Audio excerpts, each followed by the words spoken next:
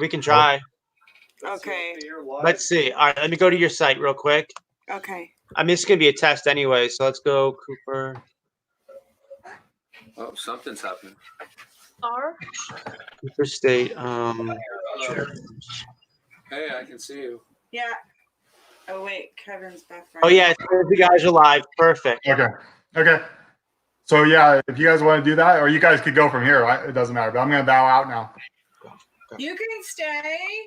What you have to do is pause this to speed up the connection.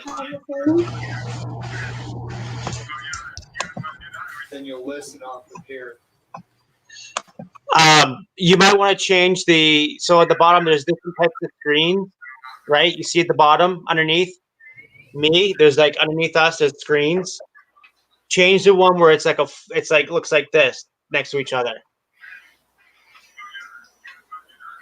Oh, yeah. There you go. Perfect. I got you.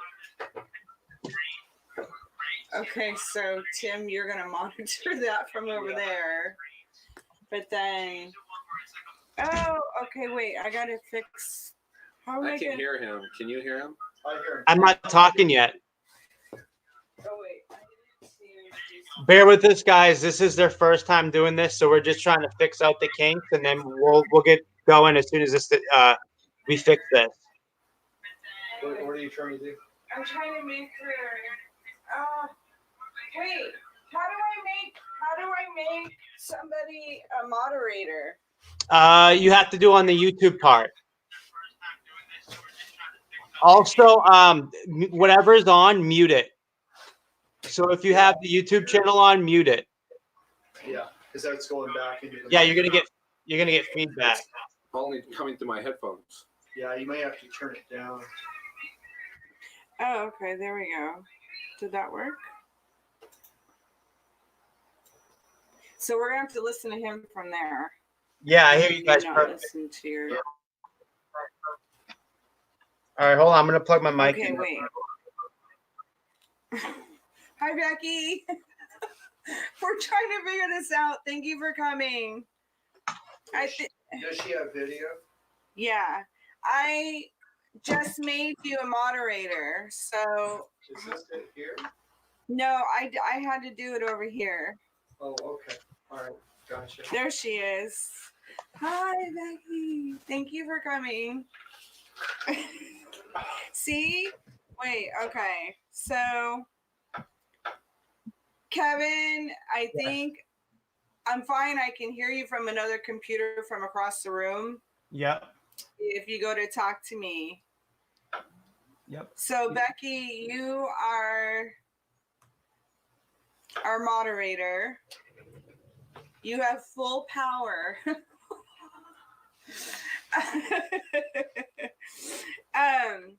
Okay, so Kevin, are you on?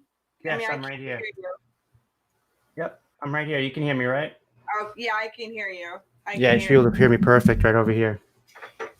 Where'd my little thing go? So I guess basically, I don't know. It looks like there's 7 people on. Should we wait a couple minutes and see? We can do that. Yeah, I just told Scott to send out the link to my Facebook group and stuff because I didn't have time because it was a dead link when we first came in. Okay. Thank you. I appreciate that. Of course. Let's see. So if there's anybody that is here, please say hi in the chat so we know who is here. This is our first time live, so bear with us. We are getting everything started here. Yeah. Sweet. Okay. Yeah, because I'm guessing the ones I gave earlier has a dead link, but eventually they should be able to come over here onto this one. And so the other link still isn't. Well, no, I'm having. Yeah, Scott just posted it in my group, so hopefully we get some more people in here. Okay. But it's fine. We can go ahead because this is always going to be recorded anyways. And once you're done, it's going to go up. It's already uploaded to YouTube. So once it's fully done, it just gets shared to your Okay. Facebook. Your YouTube channel. Okay, perfect. So I guess we'll start off with introductions. My name is Lisa. What happened? Did you redo? No. Oh, No, you're good. and this is. I'm Jason. Hi, everybody. We do the channel Copper State Treasures, which is mainly surrounded around purchasing storage lockers and reselling the items that we find in the lockers. And sometimes we find really interesting treasures and unique items that we'd like to share on our videos.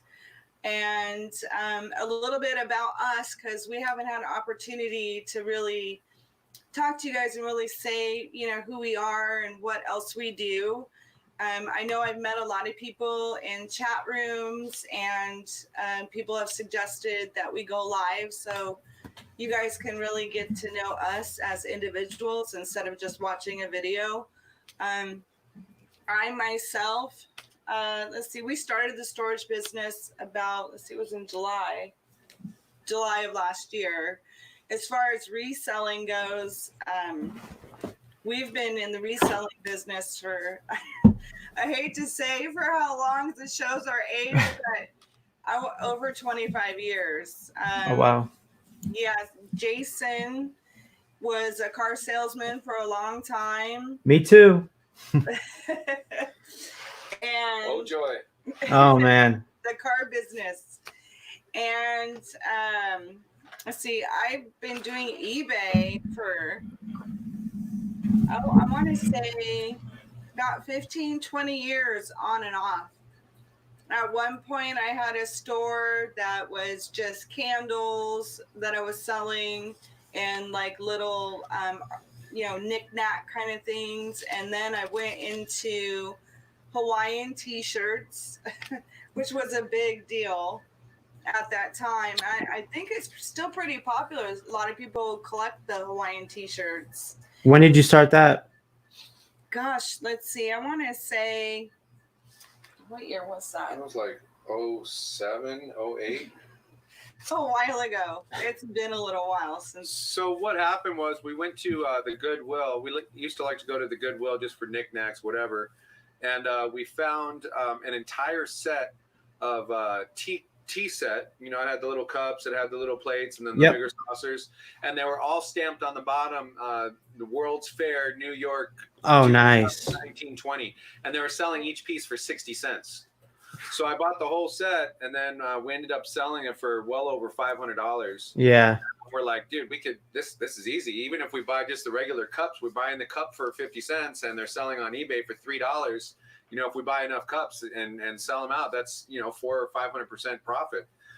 So we ended up doing the cups, and then we found a couple people that were selling the shirts. So we tried the shirts, and then it was just an all big. Just whatever we thought was a good deal, we'd buy at the Goodwill Pretty and much. sell it on eBay. And we were doing estate sales. Yeah, we did estate sales, and then we also had a couple booths at the. They have a thing out here called the Brass Armadillo, which is like a Antique mall store where you purchase a little booth, and that was about the end of all that because it ended up costing us way more money to do that. It was expensive to have. That's how it is now too. It's crazy.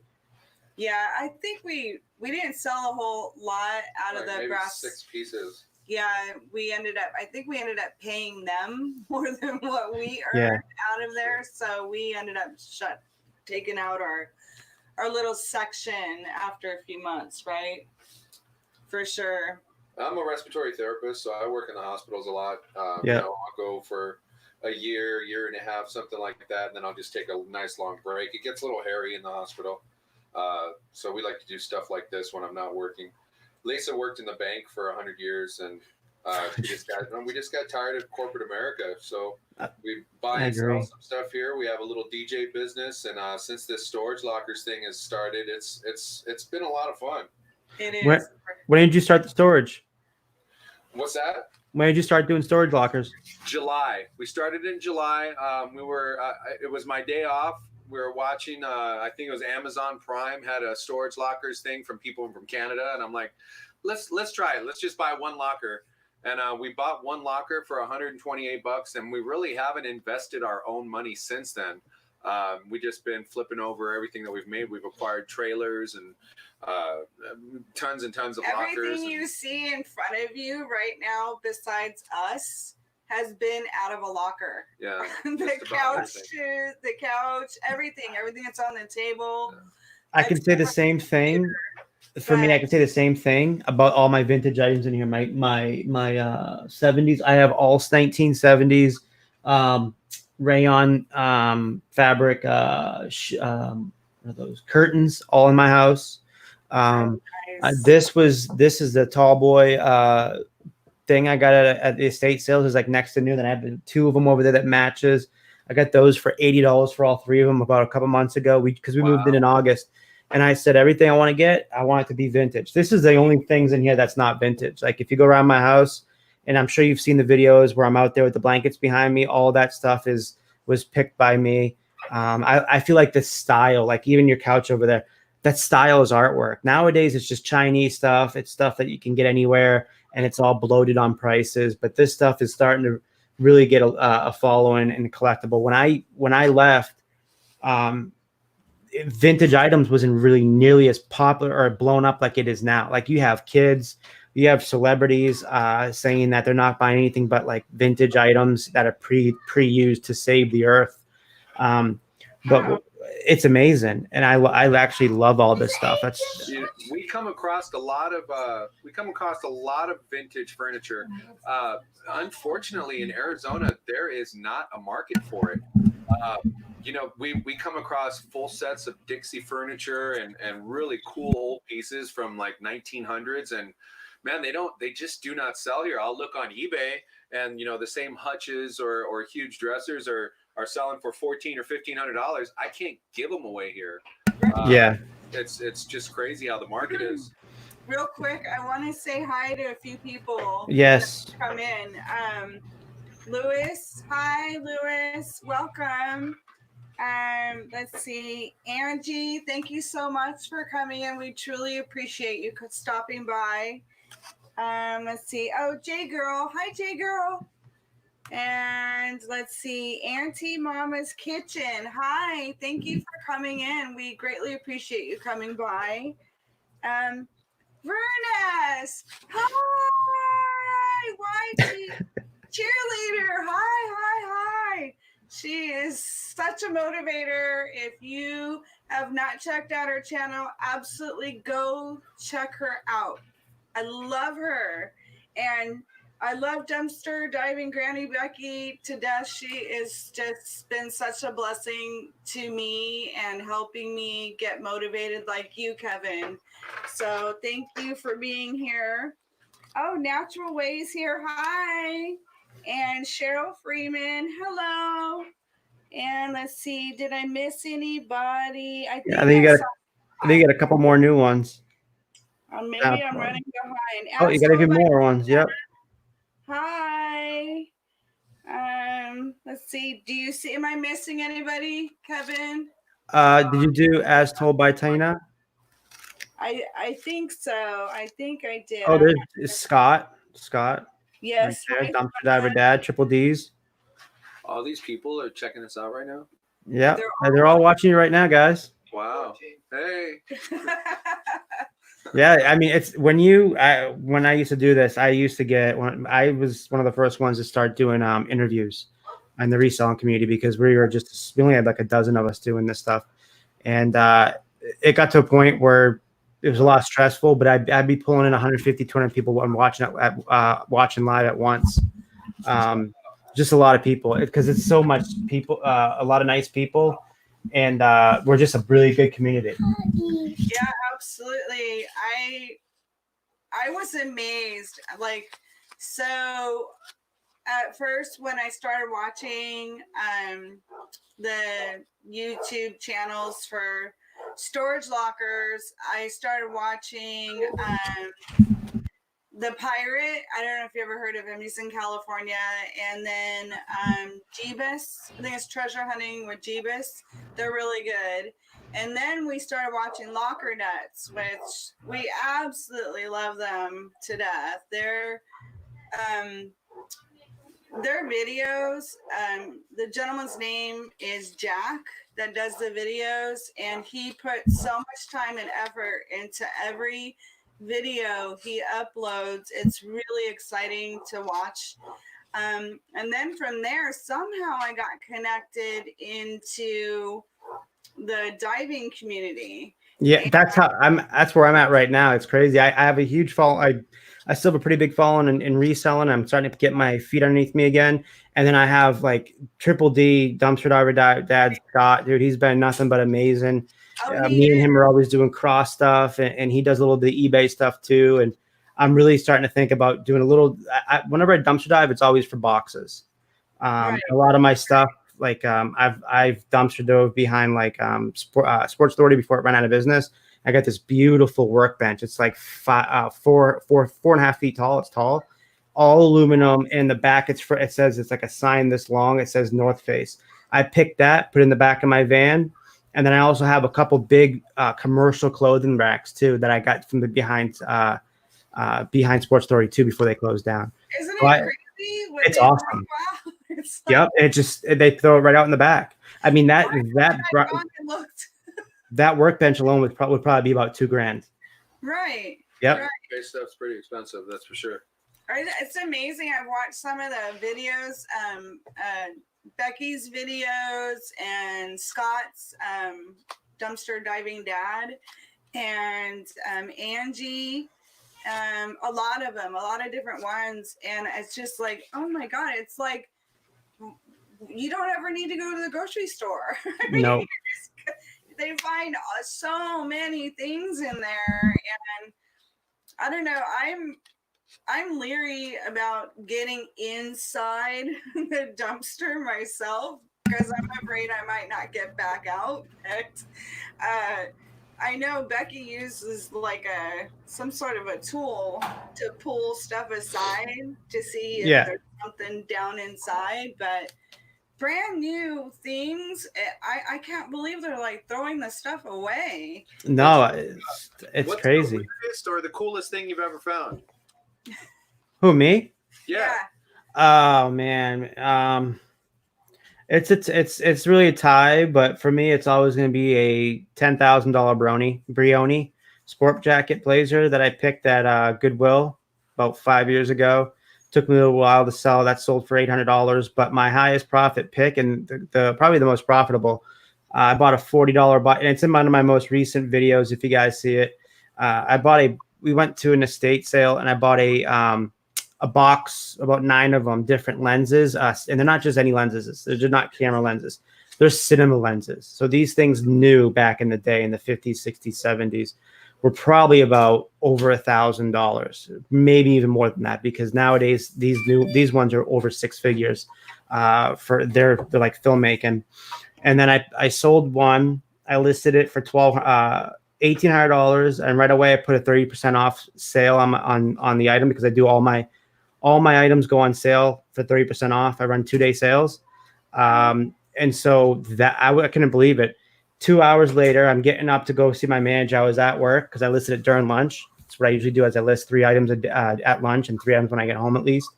And my thing vibrated and I could see it light up and it says, I received money from PayPal. It looked like $140. So I was like, oh, okay, I must have sold something good. I looked.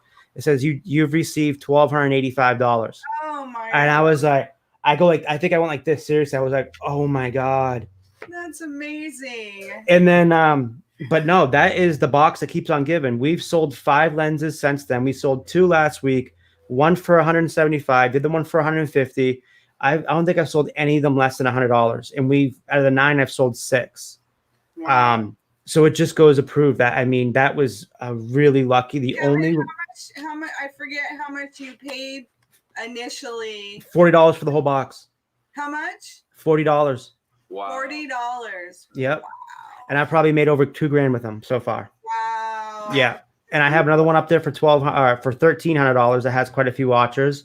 It's the same type of cinema lens that was used for the filming. I'll pull it up and I'll show you guys. So I'm going to screen share, and what you'll see is you're going to see a screen next to my screen. Just click it when I do it. Okay. So hold on a second. Okay. Let me get into my eBay. Okay. While you're doing that, let's see who else came in. Did I miss anybody?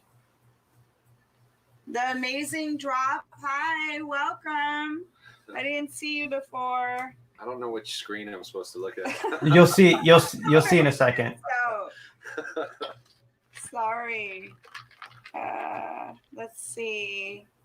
Gosh, I hope I'm not missing anybody. If I am, I'm so sorry. We truly appreciate you coming by. Okay, let's see. All right, hold on. Let's see. Did you pull it up? I'm almost there. Okay. Oh, here it is. All right, hold on a If second. anybody wants to share in chat what maybe one of the most amazing things you've ever found, please do. I'd love to see. All right, so you see that pop up next to my screen? Perfect. This is the lens. This is another lens I have up there for $1,260. It's a Pierre Angino. It's the same type of lens that was used to make Citizens Kane back in, I think, the 50s or 60s. Oh, wow. Oh, wow. Yeah, it took me a long time to research this item, but I found it on a forum. Oh, wow. Yeah, and it comes with the aluminum mount right here, and this is just your typical lens, but it's inside the mount. This mount right here.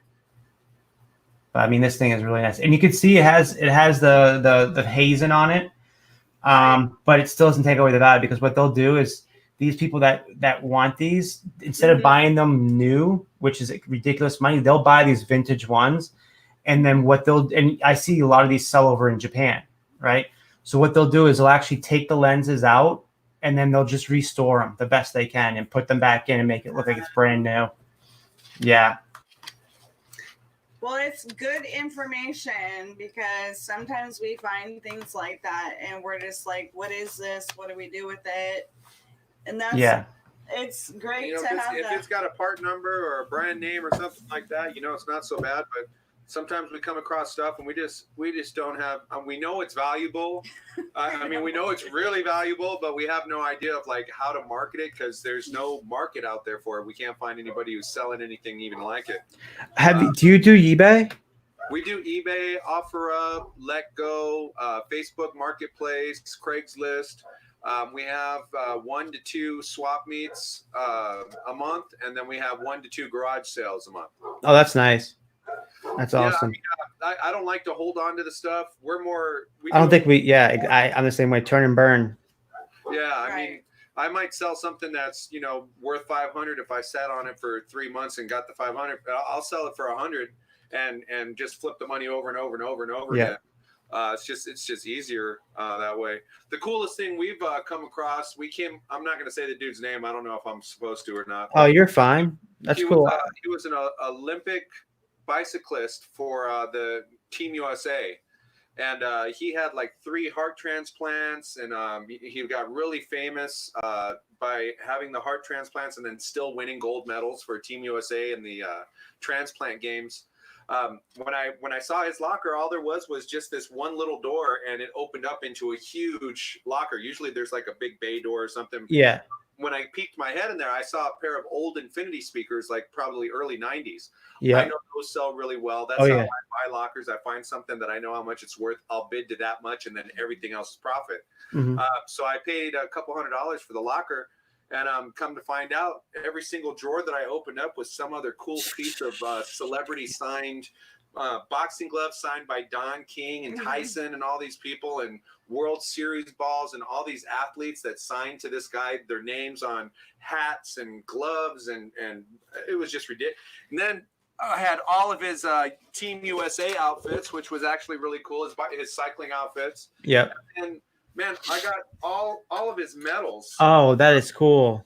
There's so many. We haven't listed them from yet. all over the world where he raced for Team USA and all the different races that he was When did you find this?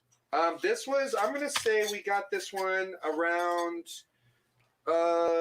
maybe October of last year, and then Man, that is something you don't see every single day. That is cool.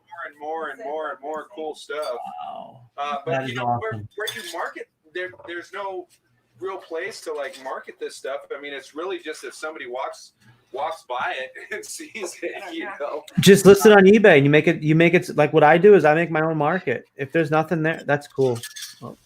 Yeah, If there's you- a bunch of different There's ones. tons and tons and tons of them. I don't know if you can see these or not really well. Yeah, that looks really good. I can see it 2006. Yeah, this one's 2008 in Windsor, the Canadian Transplant Games. There was Australian ones, and I'm telling you, if you put that and you put that person's name on there, whatever, and you sell it on eBay, someone's going to bid pretty high on it. That. Like I say, I always make my own. really cool space-looking helmet thing. And, Yeah, that's for that say USA across them. that's for the what's that called? Because I do cycling myself. So those ones it's more for aerodynamics because you're just doing straight. You're not going in the hills. I forget what the name of it's called. So the same guy. Time trials. Not only did he do that, but he had a installing satellite dish company, and he did all of America West Arena here in Phoenix, and then he did all of the Phoenix Suns house. So Oh yeah. this big notebook, and we open it up, and the first thing will be like a big 8x10 signed by like it's all the era of Charles Barkley and Kevin Johnson. Dan Marley. Danny. And so there'll be a picture of them. They signed it. You flip the page over. There's their check that they wrote out to him, a copy of it, and then there's a picture of their house and the satellite dish that he put in, and the notebook's like this thick with all these celebrity And we're not going to signatures. sell that or put that on eBay. Yeah, that's the stuff I would keep. For me, that's I mean, even if you want to, there's I don't know how certificates of authenticity work. Nobody buys anything unless it's got a certificate of authenticity, no matter how good the story is. And if you want to have it done by anybody that's reputable, they want $150 for a signature. And then once you have the signature, it's authenticated, it's worth $150. I have this. So for me, I'm an idiot for like vintage, like Civil War, 17th, 18th century ephemera, like handwritten letters. You know, so what I do is I have a guy that I buy it from on eBay, right? And I'll flip it. So like he does auctions, and it's not for me, it's like my higher price items that I'll flip, that I'll buy them from. So it'll go up anywhere from $30, $40, $50 a pop. But like if you go on I can show you on my eBay store after, but I have it up there, I think for like $250, $300. Because what builds the value is exactly who wrote or what the letter's about. And if you can find any of these names, like I have this one guy's up there. That he was a Civil War, somewhere in the Revolutionary War, and then he was a lawyer or president. It was a handwritten letter to the president or lawyer of the Suffolk University in Massachusetts. Wow. Yeah, I mean, I can pull it up if you guys want, but that I will try to flip stuff like that. Like I've always been infatuated stuff, but I have my own collection of that stuff. So I have my own collection of 17th, 18th century letters that are handwritten, just letters, because I think they're really gnarly and to read. And it's just for me, it's part of history. For me, I like to look at it and be like, someone literally 200-300 years ago hand wrote this. Right. And when you see the handwriting, the way they talked back then, it's just unbelievable. Completely different than what they do today. You know, yeah. We came across some stuff like that from World War II. I have a bunch of letters from a captain written back to his family from World War II. And then the really cool one, though, was the Vietnam guy. We got a big notebook, and when you open it up, there was all these letters from he was a corporal, right? It was corporal.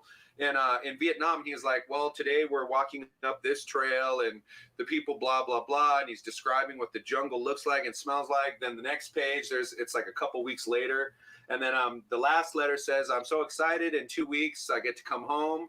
We're going to have a big parade. And then you flip the page over. And he died. 8 days later, he was killed in action. Yeah. So I got, they have all the pictures of his name on the wall and the flag, man. The flag that was presented to the family. we reached out all through the internet and tried to find the family, and we just couldn't. I won't sell it. That's That's too. the tough thing about the storage business is we Yeah, we run find into stuff like that. things that. It's really cool to read, though, man. I mean, that guy was there in Vietnam describing what it smelled like, what the jungle looked like when they come up on patrols. And I mean, we've all seen the movies, and you know, some of us are blessed and not blessed to have family that were actually there and can describe it to us. But to actually read it like that, just like you're saying, I mean, they're not from the Revolutionary War, but just from even from that era, it was just amazing to. I think anything about war is collectible, especially stuff like that, handwritten letters, because it's a time of history, and that person was inside of that history. He was actually active in there, going and doing this stuff and handwriting and letting everybody know what was going on. To me, that is worth a lot to me. And real quick, I noticed I think it was the Amazing Drop mentioned something about introducing some of the items that we find to museums, and that's a great suggestion. We just haven't done that yet, but I think that's a great idea. Again, we're just starting.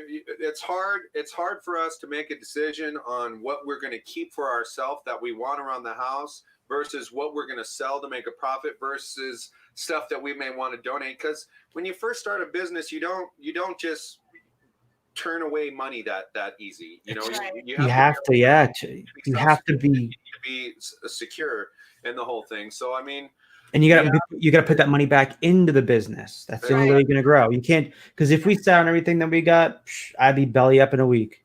Right, you know man. I mean? I've got so much cool stuff too. I mean, the whole side of my house is stuff that I'll sell, but I'm not in a big hurry to sell. Yeah, I'm the same way. But that's why I think maybe I like clothing a lot so much, is that I can just store it, put it away, and then just it sells. But when it comes to all the stuff you find first before you sell it, do I what? Do you wear like this stuff first before? No, if it's items I'm going to keep, I already have it in my mind. I'm going to keep those items. Like for instance, I wear mostly NASCAR vintage tees, and if I find one, that I think that I want and I'm going to wear it, I'll keep it. If not, it's a flooded market when it comes to newer NASCAR t-shirts. So I like the era for me was like 1999 and prior, the vintage era. Like this, I have yet to find an 80s one. Brand new NASCAR t-shirts from like 94 or something. Yeah, which one? Who are the drivers? In the bag that they came in, like the guy was big into NASCAR, so we had a bunch of the little cars. Do you still have them? Ticket stubs, all kinds of, and then a bunch of the neat placards that they're not cardboard, but they're about 8x10, and they'll have the picture of the car. Then you flip it over, and it has like the picture of the guy and all of his stats. And they call those action cards. Unopened programs from the big races that are still sealed. I sold a lot of that on eBay. Oh, you still have any of them? What about the NASCAR tees? Yeah, I've got them somewhere. I know I got them somewhere because I'd love to see those. I may buy them. Still in there. The 2 t-shirts were in there. There was like an extra large and a large, so it was probably for the guy and the wife. Yeah, I'm a large. But again, back then, white with like bright green and orange car. It's the interstate car. That is me. Oh, so you're probably talking about Bobby Labonte. That's probably who that was. Or it could be could have been Dale Jarrett back in the day, if it's the early 90s, prior to 96. Again, this is just, I'm a NASCAR nerd, so we go to the races. I mean, we actually travel out of state and go to the races, and we actually do a lot of things like that. Whenever that's me away from my work job, and then eBay as I go. We like to go to the races and then just unload and relax and just get to really know the town we're in. But this one I have my buddy. He's an artist, and I paid about. That's my eBay. So my eBay stuff in there. That right there, up there is a Davey Allison and Alan Kowicki he personally made for me. I paid about $600 for that piece. That's me. I'll pay extra if I have to, if it's a piece that I know I'm going to like. And that one I had him commissioned I commissioned it from him. That would have cost somebody like $2,000, but I grew up with the kid, so he got me a huge deal. That's amazing. Yeah, but you got to find those tees, man. I'm definitely an interested buyer in those NASCAR backpacks. store because Yeah, we've got tons of NASCARs. Well, I sold a lot of this stuff already, but there's still a few things in there. A lot of open wheel stuff too. A lot of Indianapolis 500 stuff. Yeah, that stuff's really hot right now too. And the top fuel bikes. A lot of those placards from like 70s, 80s, the Budweiser funny cars. They're all like the placards that you would get like if you went to the race and you got down in the pit row, they hand them out. And yeah, the action cards. It's so cool. Yeah. So cool to see all that stuff. And to me, I'm a NASCAR nerd, so that touches certain things to me because that's what I've been NASCAR fan since I was 5 years old.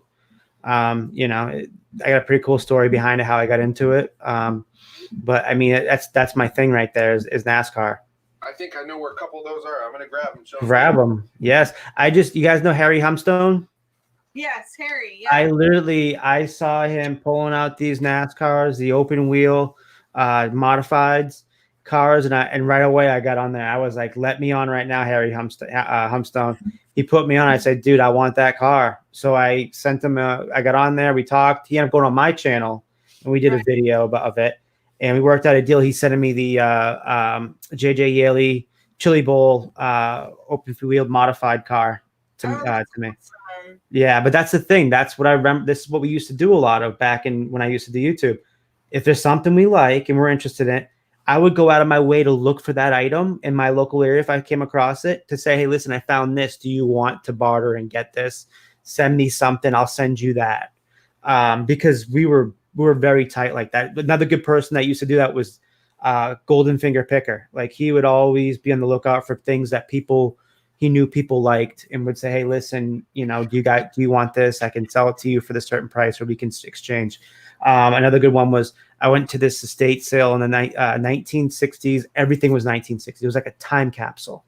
And I went to a pre-sale, right? So the family was selling all the 16 8mm slides, and then also the camera with the it had the exact you know, their home videos too. The back in the 60s, 70s, and I bartered with him. He had what I wanted. He had a bunch of Nintendo Wii games for my daughter. I said, "Listen," and this stuff is probably worth double the amount of what I got back, but it was like, you know, me and Golden Finger Picker were tight.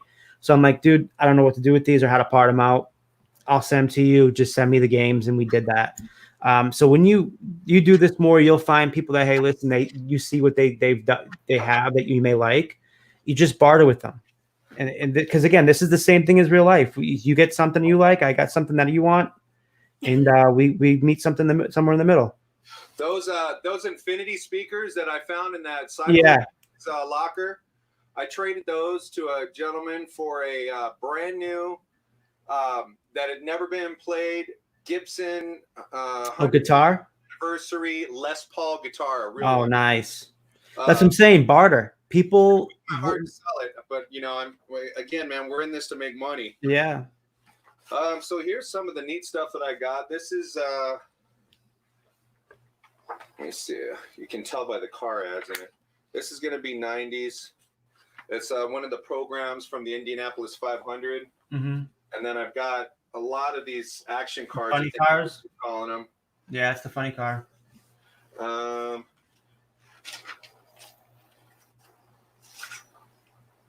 Yeah, that's cool. I mean, it's just the style back then. Look at how gnarly those freaking cars are.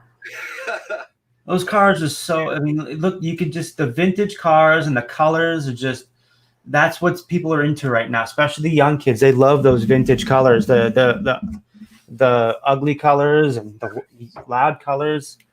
That's cool. I've got tons of them, tons and tons and tons. Man. I don't see any NASCAR ones. You know what else we got? We got the DuPont, the driver for the DuPont. Jeff Gordon? His jersey, and it's signed. Who, Jeff Gordon, or is it DuPont and like not a NASCAR? It's the NASCAR guy. Yeah, it's Jeff Gordon. Brown, and for DuPont paint, I think it's what it says, and then it's signed. I don't know enough about it. I know everything about it. That's I have that right. This one right here on my wall. I bought that off an Instagram buyer. That one all the way on, I think it's your right, the white one. Steve Kingser, he's a 15-time world champion. Well, it was back before Jeff Gordon, who you're talking about, DuPont. It was back when Jeff Gordon was racing those open wheels. And that was the last year he raced open wheel before he switched over to NASCAR stock cars. So that has a lot of personal things for me because that's the last year Jeff Gordon raced those type of cars. And that was the year before his rookie season. Hey, These Kevin. are so cool, man. I'm telling you, those colors are. I mean, they got all the stats and who the team people were and the horsepower of their car, and it's awesome. Kevin, there's a question in Yeah. the chat from Becky, and I don't know the answer. You might. What's the question? Do you see it? Yeah, it says, "Hey guys, I have a question," but that's all I see. Oh, at the bottom. Yeah. So you know how you highlight those questions? You put the mouse over that question and click it. Okay. There you go. Yep. And then when you want to get off it, click it again. But let me see. My mom has a scorecard from the St. Louis Browns back before they became Cardinals. It's written all out in pencil. Do you think that would have any value? I'd have to see the picture, but anything has value when it comes to sports. Some sports fan is going to be like that because it was prior to it becoming the Cardinals. Or it was in St. Louis and it was the Browns. I mean, especially it sounds old. One of the guys on the panel, on his panel, buys and sells and restores guitars. Is that you? I don't know. I'm confused. Like I don't know. I don't know. Maybe they're saying somebody else. I'm not sure. Amazing Drop, is that you or is that somebody else that's in here? I still don't know which screen I'm supposed to look at. So what do you see where it says the other way to the right? You start seeing now scrolling down. That's the screen where they come in live. That's where your questions are coming in or your comments are coming in. Oh, it's not the Amazing Drop. No, not him. I don't know who then. And then Marie is saying something here. Oh, Marie. Hi, Marie. Tim, can you highlight Marie? Yeah, I see that. What does she want me to pop chat since you're not hosting? Yeah.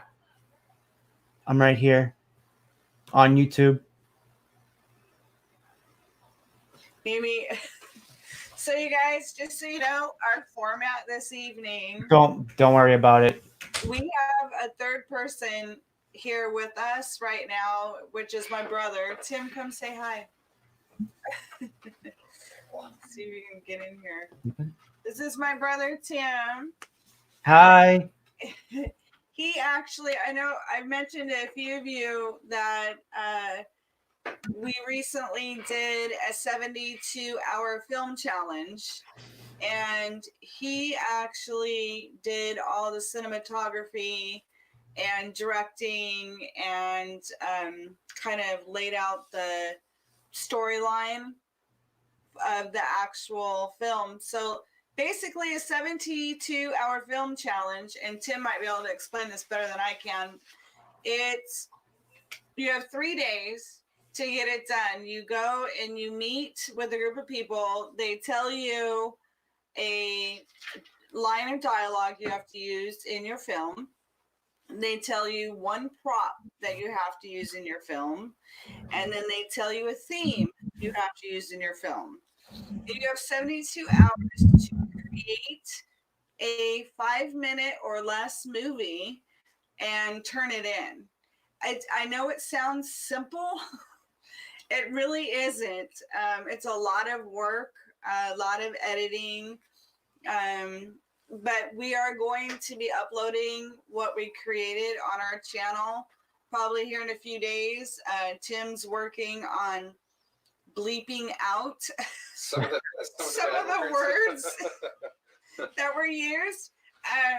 We did it in a Monty Python style, so I don't know if you guys are familiar with Monty Python. It's Flying Circus show. And it's Flying Circus. Pretty cool. But we did it in that style, and there is a few bad words in it. And so before we put it on YouTube, we're bleeping out a little bit of it. I've got a question for you, Kevin. As far as hardware goes, what are you using right now to be on this channel? Because so for me, I'll get into this before I hit in the hardware. And I'm going to make a video about this too, by the way, because I think it's pretty important for a lot of people to get the right equipment. You don't have to have the best equipment. You can even use it from your phone, because I feel like your phone's better than a lot of cameras nowadays.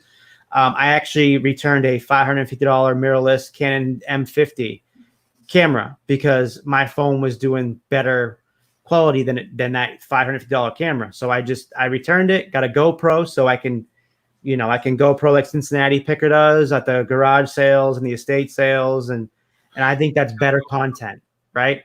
So for me, how I started with this was I did my first video January 1st, coming back after 4 years. And it was a huge bomb. It was a bomb. I had a premiere, only 2 people watched. Now you would think,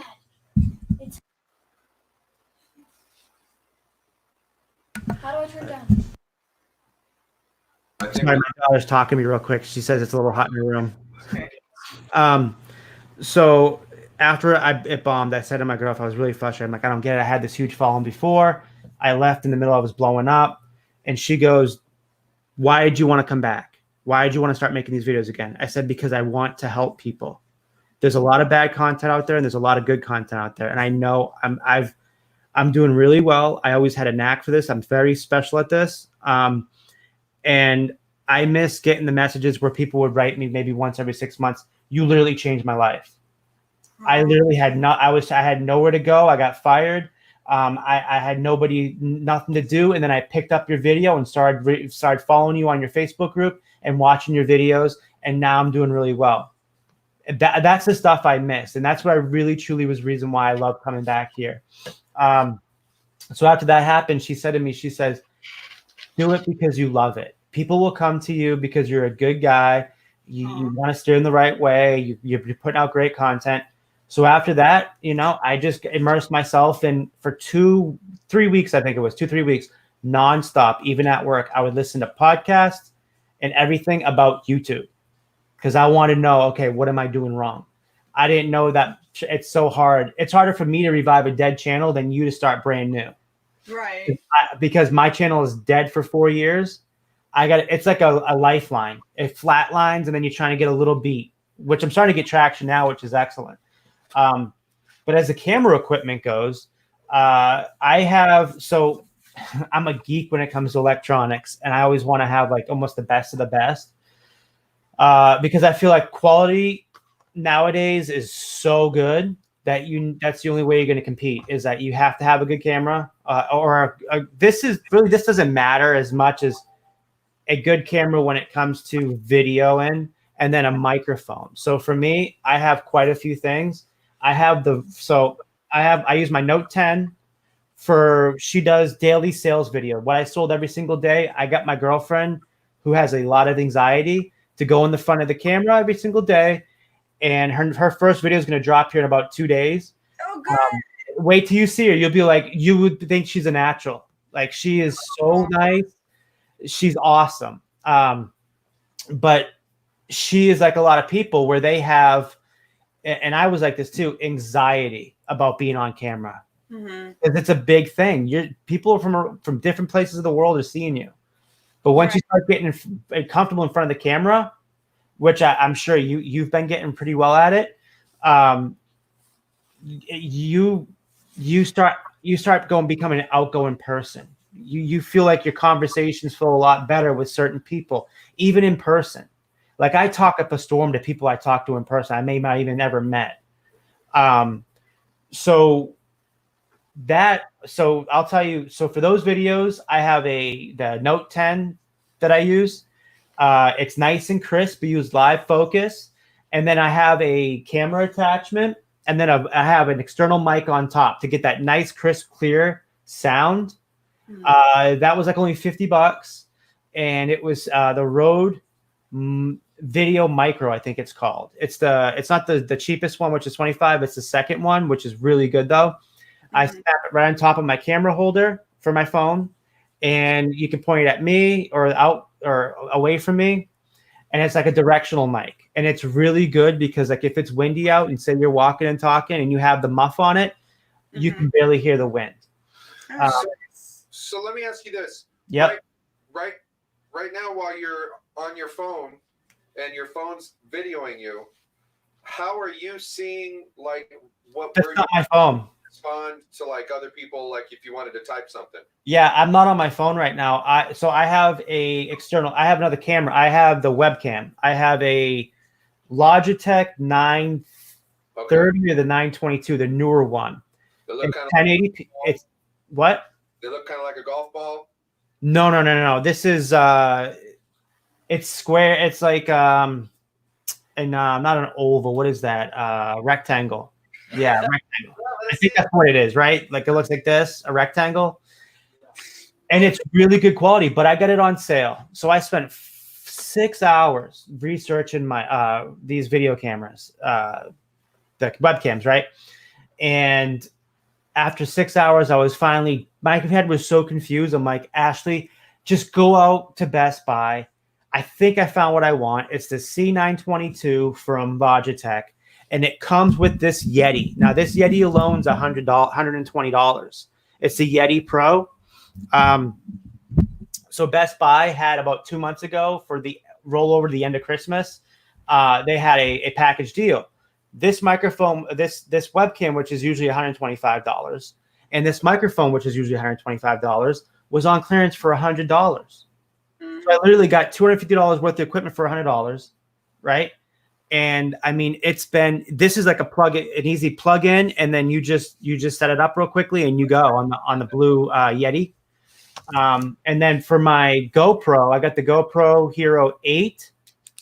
After I returned that camera, that alone was like $479, and then I got an aluminum case for it, and then I also got another external mic. I got an external mic for the GoPro, so it's nice and sleek and small. It's a little shotgun mic. It's like literally this big, and you can get a muff for it, which I did. And then I have it on a strap. So my latest video, which is a yard sale video on my YouTube channel, that's my first time using the GoPro, and it is absolutely insanely amazing. The quality.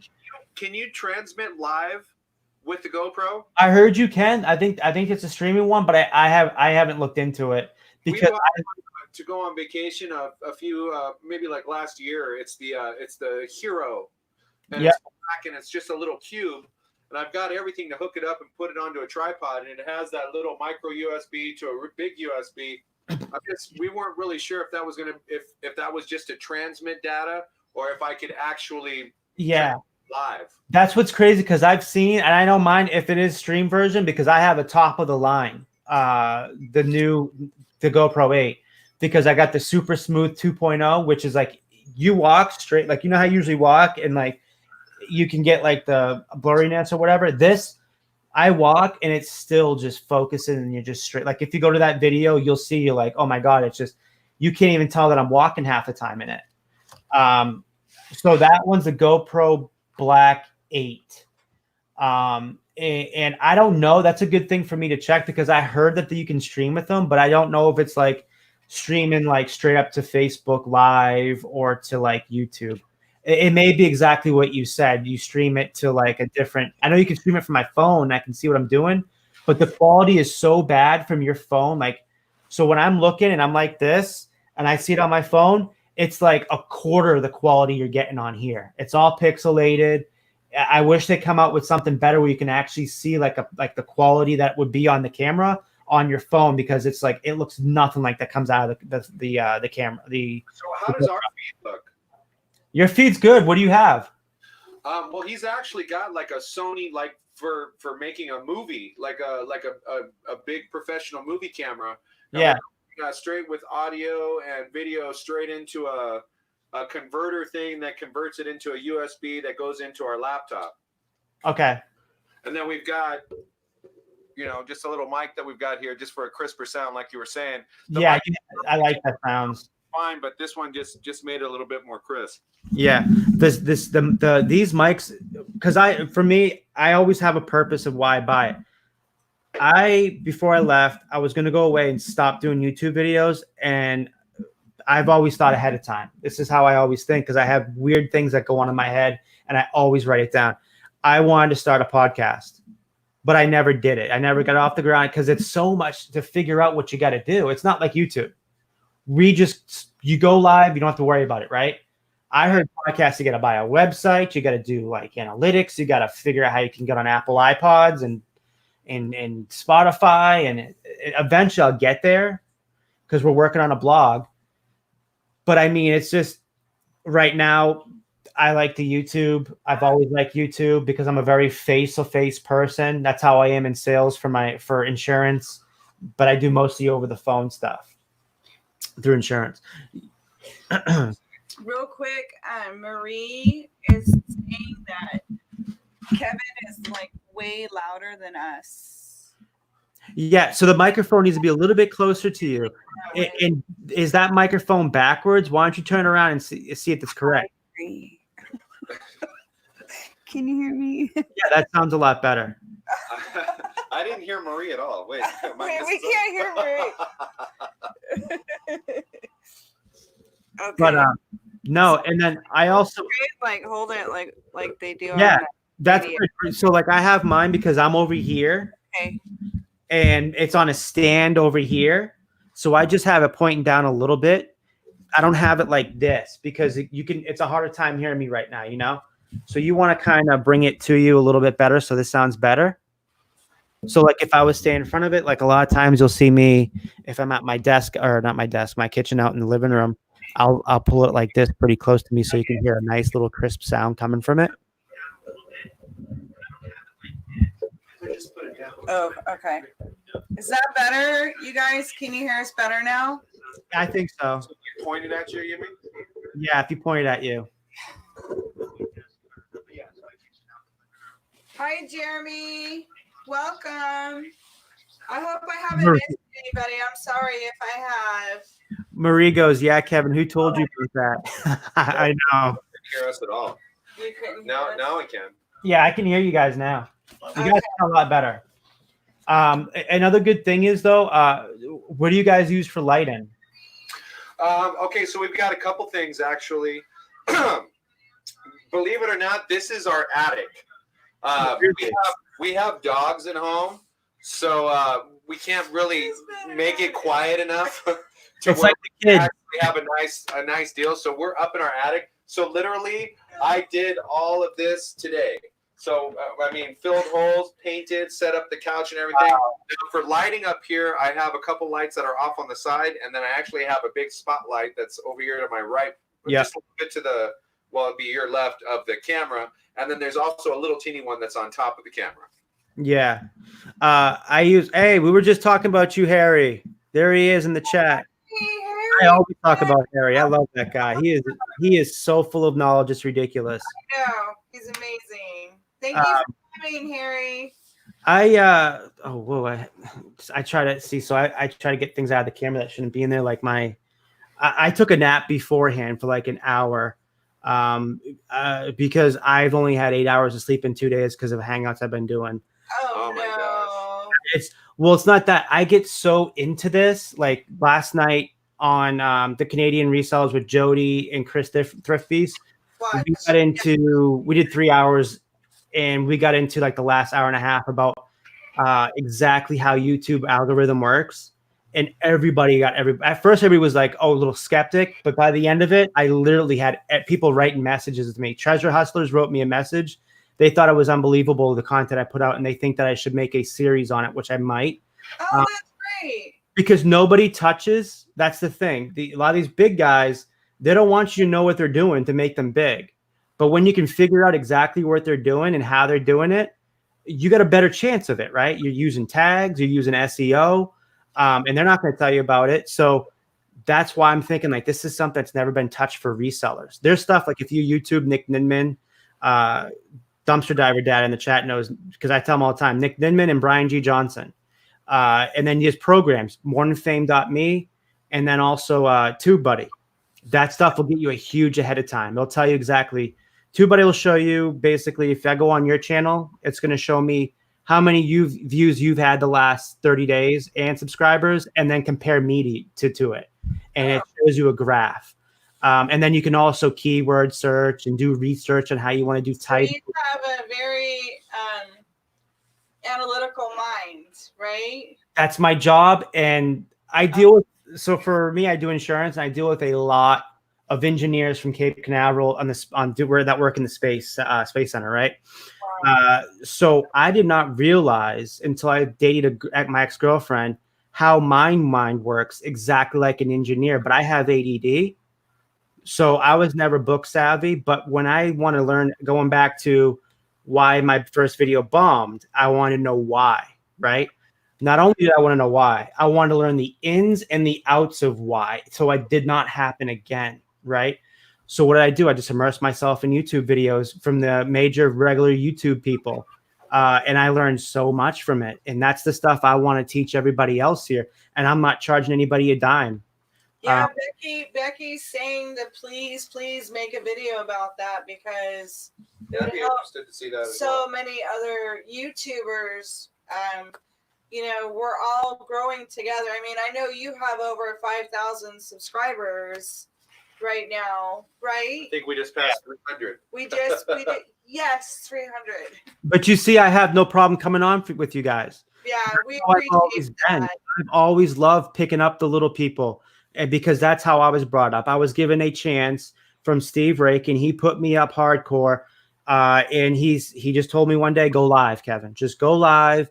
And then eventually I'll come along. And I built the reason why I came along is because I built a 0 following on Facebook group to over within 3 months, 15,000 subscribers, right? On my, okay.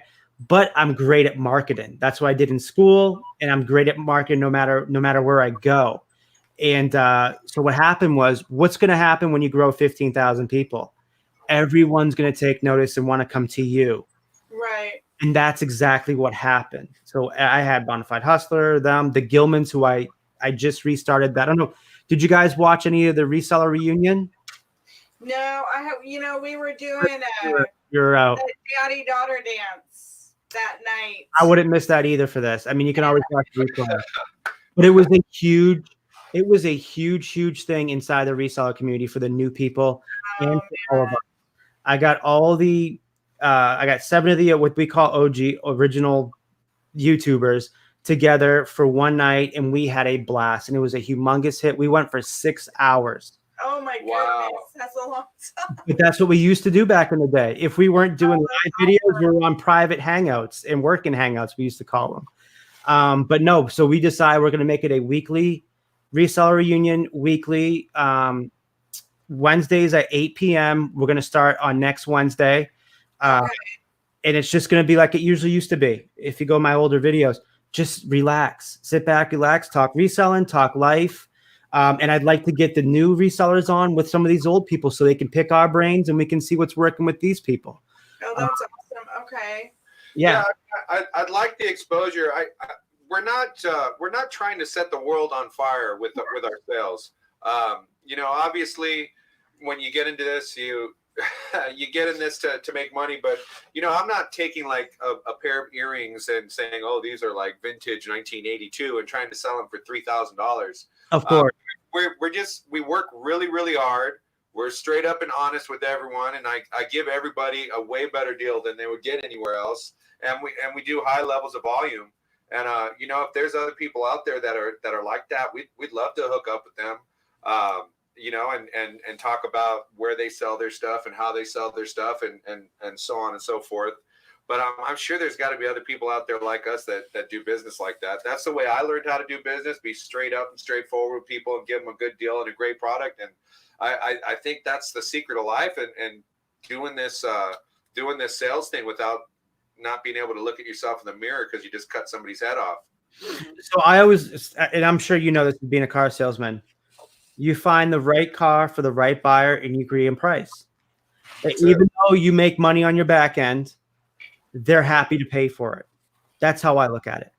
No, I'm not going to rip people off, but in their instance, I price my things high because I know if I get best offers, I put best offer everything.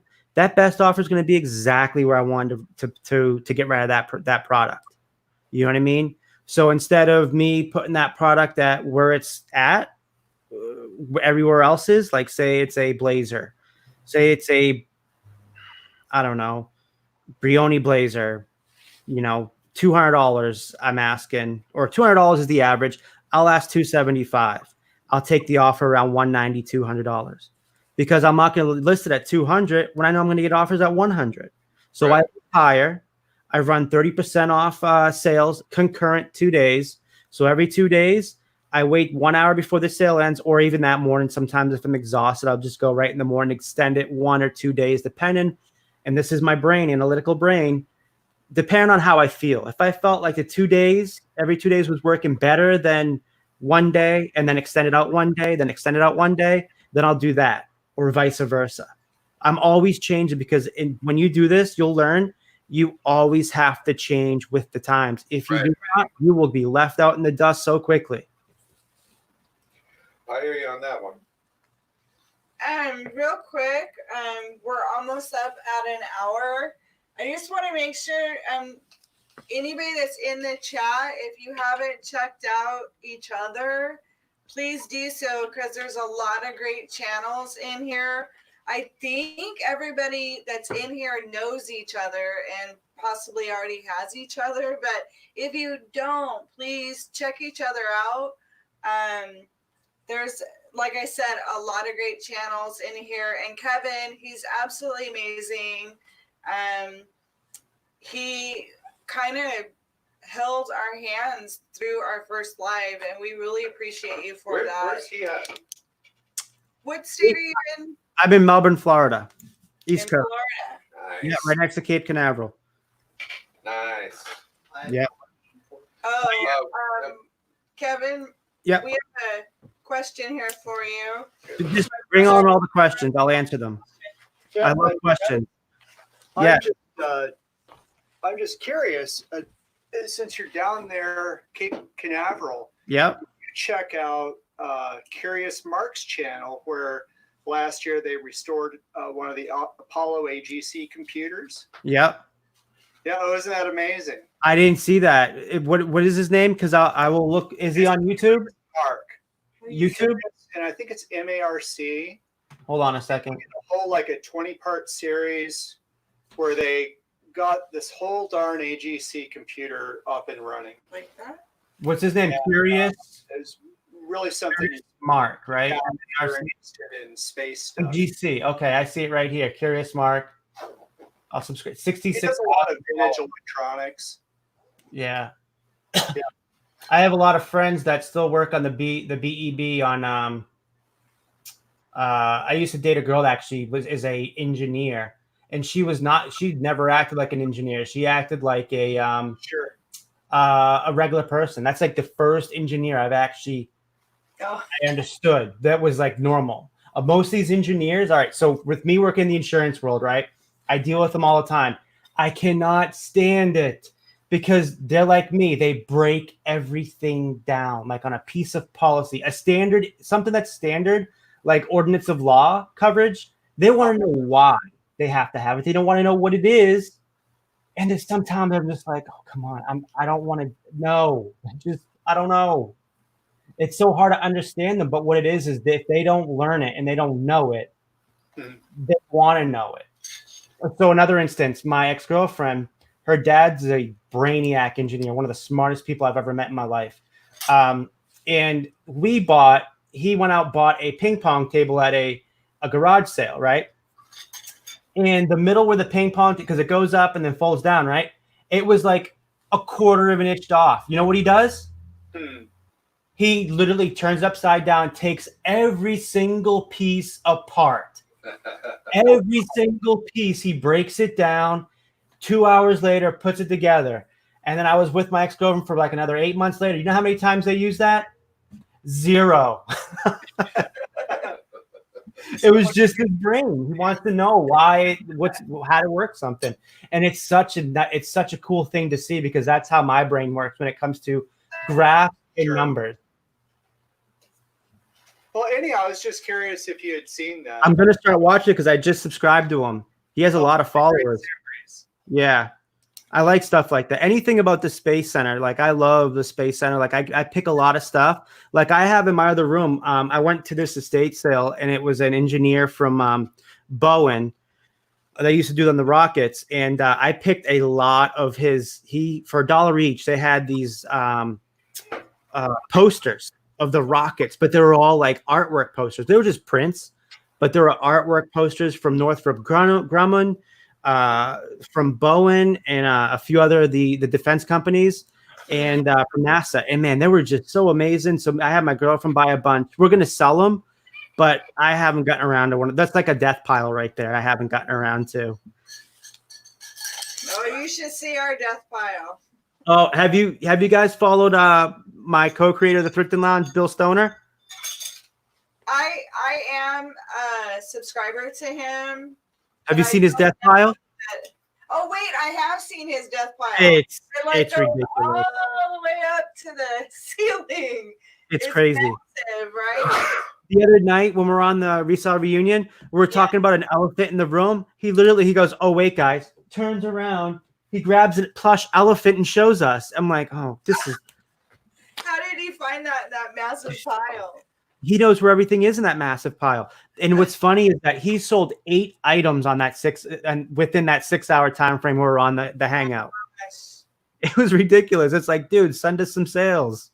Well, I wonder, he must have a lot on, is it through eBay? Is that what you're talking about? Yeah, he's got a lot on eBay. He also he does eBay, and I think he does a little bit of Amazon, and he also goes to auctions. So auctions and cleanouts, he'll do that, and then he also dumpster dives too. Oh, but he's been doing this stuff since. So he's just 24/7 nonstop. Yeah. Wow. Well, he's lucky. We got it first, and now we had to like kind of pull back a little bit because we do the DJ business too. Yep. And so I have to try to find time to do recordings and figure out if there's dances or anything I have to teach at the shows, like practice it ahead of time, coordinate. We do weddings. Yeah. I have to coordinate with the brides, and it takes some time out from listing. So right now I only have like 240 items on eBay. But most of our sales, like Jason was saying, is OfferUp, Facebook. I haven't gotten to that OfferUp yet. Everyone's like, you gotta try OfferUp, but I'm not full time yet. Let go is terrible. I mean, I sell maybe one thing a month out of there. OfferUp and Facebook Marketplace. If you get involved with like 10 or 11 of the local groups in your area, once you hit it on Facebook Marketplace, you can click to do it on all those sites. And those have been my 2 biggest. I sell 40% of what I get within a couple days of me doing the locker, and then the rest is just, it takes time, to sell a plate. I don't list plates though. Anyway, I don't like to ship that.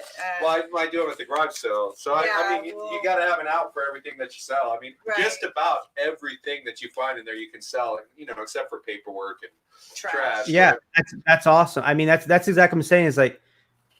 And that's what I'm going to do when I eventually. So I made a goal this year, and everybody probably in the chat knows I beat it to death. My goal I set, it was December 31st at like 11:30, right before I was making my first video. I said, Ashley, I turned to her and I said, I have a gift for this. I want to help people. I know I can. I mean, I made $5,000 last month part-time doing this. Wow. You know what I mean? So that is not by accident. I'm averaging $67 a sale, up from $37 when I left. I charge everything on shipping, even first class, because I feel like what I have is what you want, and you're gonna buy it, and you're gonna want the shipping. It doesn't matter. So I have a knack for it. I've been doing this for a long time. I've learned 90% of everything I've learned from other resellers like you doing these hangouts. Right. This is where I found my knowledge. This is my bread and butter. All this YouTube stuff. And then so I said to her, I want to go full time by December this year. I want to get a house, because I still have my income from work, and I want to leave and do this full time because it's my money's starting to take over my regular pay. And I made $65,000 at my job last year. Wow. But I want to do this. This is when a job becomes a job, I don't want to do it. And when I already have my mind made up, and my mind's already made up. I'm a very stubborn person. We were there. We were there. I worked in the corporate world for over, 25 years. Yep. And It's nice waking up whenever I want to. That's when, yes. You We're know, traveling. I still get up early, but it sure is nice, you not work all day long though, too. I mean, but if there's an emergency and you have to leave, like, you're not going to get in trouble, right? Yeah. To go take care of something. So it's nice to do what you love. It's like what your wife was saying, Yeah. When you do what you love, then the money will follow. That's what they say. And Yeah. so I don't want to give up doing do what you love. What makes you Right. happy? And if this makes you happy, the DJ business makes you happy, and it's working. That's the big thing is you didn't dumb your way into this. A lot of stuff, yes, at first is luck. But in time, you learn that and it becomes what's called experience. Then you take that experience and you become an expert. And then it's only uphill from there, whether it's the DJ business or it's the reselling business or the storage locker business. You know what I mean? And this year, I love doing things that make me uncomfortable. And I'm looking to do like maybe buy a storage locker and then also doing more dumpster diving. Scott's got me into trying to do some dumpster diving.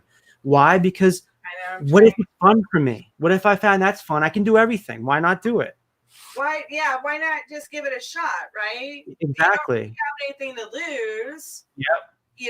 You have more of a chance to gain something than to lose something if you just give it a shot. Well, things in Arizona are highly on a curve. I mean, there's a couple months that the DJ business just does not work. Not a lot of people are having DJ parties when it's 120 degrees outside. Yeah. But at the same time, nobody wants to go out to the lockers and stand around and walk and do the auction. So there's only 2 or 3 people out there that I got to compete with to buy stuff because it's 120 degrees. Exactly. So I mean, everything goes in kind of like a cycle. I think that's why when you have a combination of businesses, when you're doing multiple things that kind of feed off of each other, when they're both firing at the same time, it's great. You got tons of money coming in. But when one's falling off, usually the other one's picking up. Right.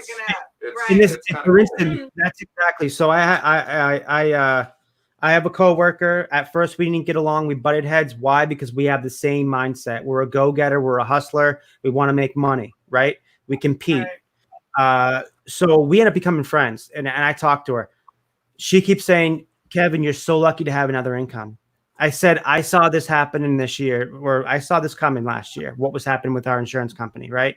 So I said to her, I set this up very nicely because now, hey, listen, I may not be hitting my bonus this month in the insurance world, but my eBay is really making me my money right now.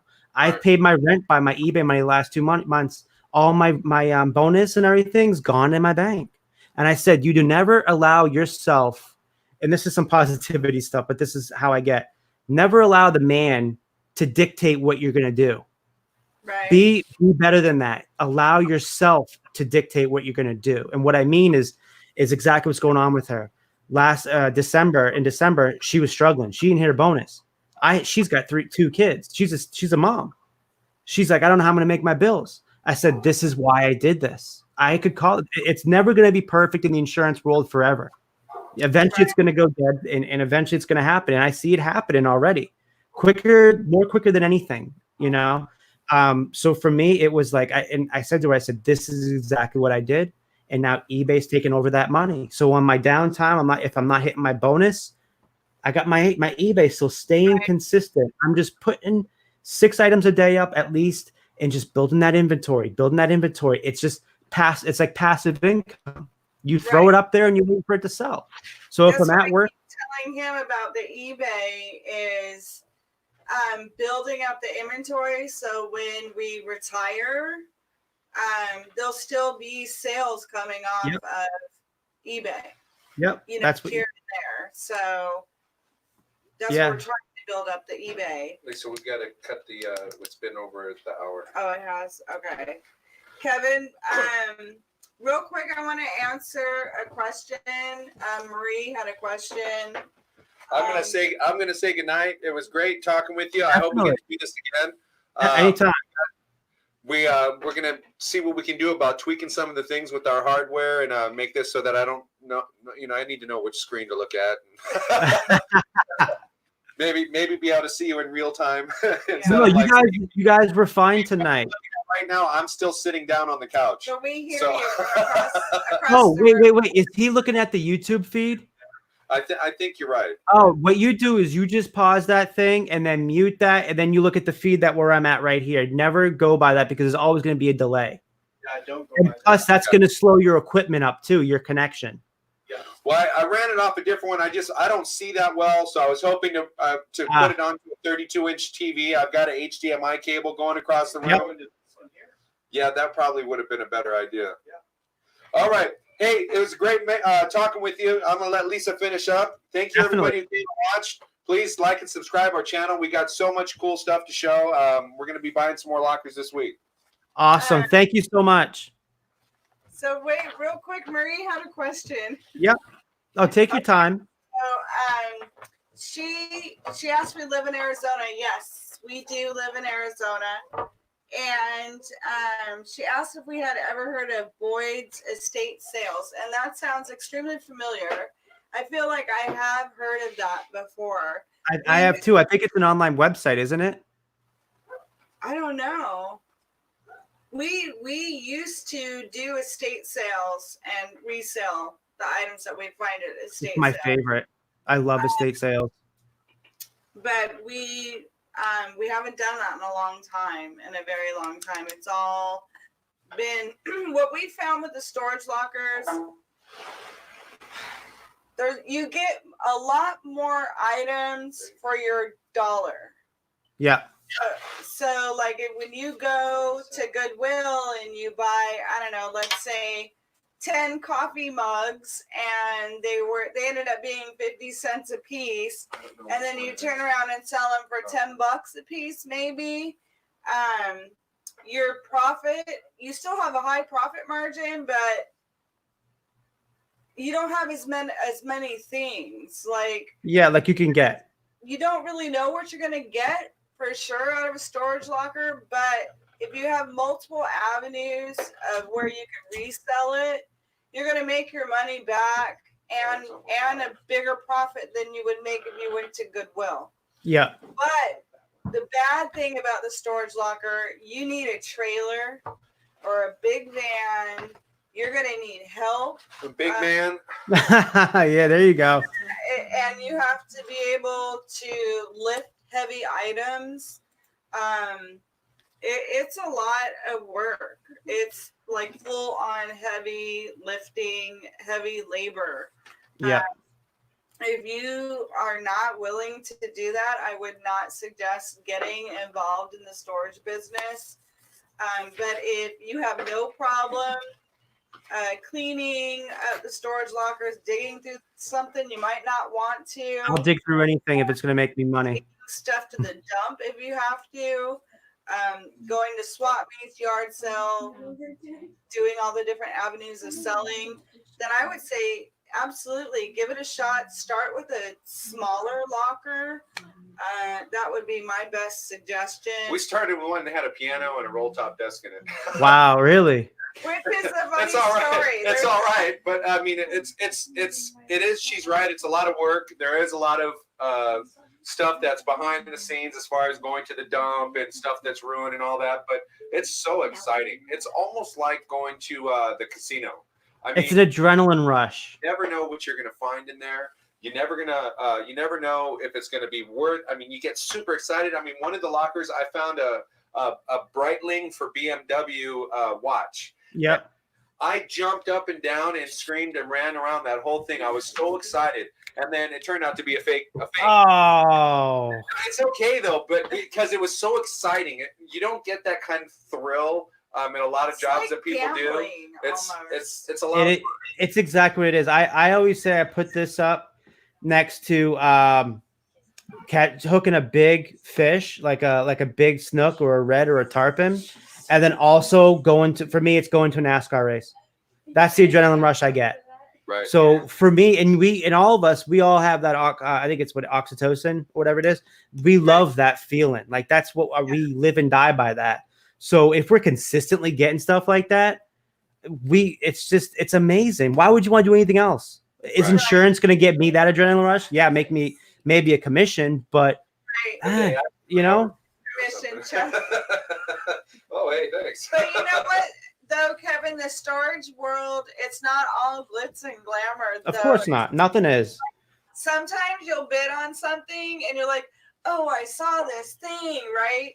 And you're like, you bid up to $300 and then you go back after you pay and you're like, oh, wait, it's empty.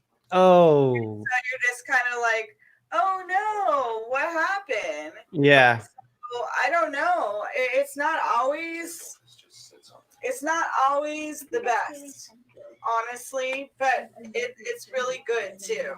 It just sounds, but it sounds from when you guys started. You guys started what, back in August, In July. July?